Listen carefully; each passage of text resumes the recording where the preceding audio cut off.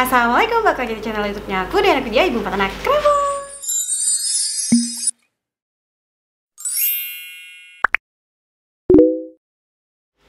Apa kabar kalian semuanya? Semoga kalian sehat selalu. Nah, di video ini aku bakal bahas kapan sih anak mulai harus berhenti menyusu. Kalau misalnya mams penasaran tentang pembahasanku kali ini, tonton video ini sampai habis. Oke, disclaimer dulu kayak biasa, aku buat video ini semuanya berdasarkan pengalaman aku semuanya. Jadi kalau misalnya mams di luar sana punya pengalaman yang beda atau opini yang lain, silahkan langsung aja tinggalin komen di kolom komentar. Oke, ini mendadak hujan, jadi aku mohon maaf kalau misalnya suara hujannya masuk-masuk di video aku. Dan di belakang juga ada anak aku lagi baring sambil main handphone. Terus di bawahnya juga ada anak aku lagi main juga, jadi aku mohon maaf kalau misalnya itu mengganggu. Oke, yang pertama mau aku bahas tahapan-tahapan ketika memberi asupan kepada bayi. Nah, dari 0 sampai 6 bulan bayi itu cuma boleh dikasih ASI atau sufor kalau misalnya moms di luar sana tidak bisa memberi ASI untuk bayinya. Jadi yang boleh dikasih sama bayi itu hanya susu aja. Untuk 6 bulan ke atas barulah bisa dikasih MPASI atau makanan pendamping ASI. Terus kemudian 12 bulan ke 24 bulan dibalik gitu ya,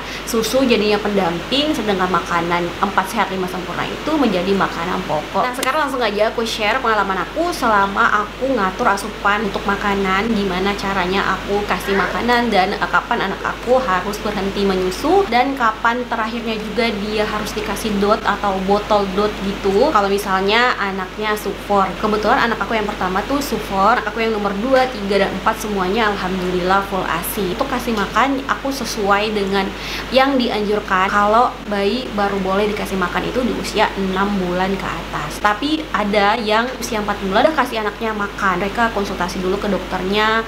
Biasanya ada anak-anak tertentu yang berat badannya kurang dan akhirnya harus dikasih asupan makan secara dini. Itu makanannya pun bukan makanan kayak bubur langsung, enggak, tapi mereka tuh kayak nambahin gitu asupan untuk bayinya selain susu atau sufor. Jadi personally aku mulai kasih anak aku makan di umur 6 bulan. Terus kemudian di umur 12 bulan sampai 24 bulan lebih intens lagi. Kasih makan 4 sehat 5 sempurna dan susunya menjadi pendamping. Kalau misalnya untuk susu, ini sebenarnya tergantung pilihan mams juga gitu ya, aturan yang seperti apa. Tapi yang lebih baik itu usia 2 tahun berhenti anaknya ngedot. Nah, sekarang aku bakal sharing tahapan-tahapan yang aku terapin ke anak aku yang nomor pertama, karena dia kebetulan sufor gitu ya. Dan dia juga ngempeng, kan tahu kan bayi ngempeng itu susah banget untuk ngambil kempengnya gitu. Tapi alhamdulillah anak aku yang nomor 1 itu aku berhasil ngelepasin dia empeng di umur 2 tahun dan ngelepasin dot juga gitu. Yang pertama, memperkenalkan minum kayak pakai sedotan. Nanti aku akan tunjukin bentuk botolnya tuh kayak apa. Kayak gini nanti mams bisa lihat. Masih bentuk silikon, masih lembut dan bisa digigit-gigit. Nah, pada umur 6 bulan aku udah mulai memperkenalkan botol yang seperti itu ke anak aku. Kalau habis makan, minum air putih atau minum jus, aku selalu pakai si pick-upnya seperti ini. 8 bulan ke atas aku mulai kenalin dia sedotan yang kayak gini. Umur 6 bulan dan seterusnya sampai umur 2 tahun aku terus memperkenalkan dia bahwa ada wadah atau tempat minum yang beda gitu bentuknya, tidak hanya seperti dot susunya itu. Kemudian di umur 2 tahun aku mulai kasih dia susu di dalam si pick-up. Si pick-upnya seperti ini. Botol dotnya itu udah nggak pernah aku pakai lagi. Di situ aku udah nggak kasih dia sufor lagi. Dia udah minum susu 1 hari itu 2 kali aja, di pagi sama di malam. Dan kalau misalnya malam-malam dia haus, aku siapin dia air putih. Aku lebih fokus ke anak aku ke makanan 4 sehat 5 sempurna. Kalau misalnya mams mau udah gitu nggak usah kasih susu lagi juga nggak apa-apa. Akhirnya alhamdulillah setelah adaptasi 2 tahun 2 minggu, 2 tahun 1 bulan dia udah nggak nangisin kempengnya lagi, udah nggak pernah cari susu pakai botol lagi. Jadi udah bener dia kalau misalnya haus malam-malam bangun tuh cuma minum air putih. Aku siapin botol yang kayak gini di kamar, jadi dia minum air putih itu. Dan terus kalau misalnya dia mau minum susu, aku pakein si pickup yang bentuknya kayak gini. Memang anak aku yang nomor 1 ini pinter gitu, gampang ngerti. Kalau misalnya aku komunikasi sama dia, dia tuh gampang ngerti gitu. Jadi makanya aku jadi gampang untuk ngaturnya. Nah, sekarang kita langsung aja bahas gimana kalau anak yang ASI gitu ya.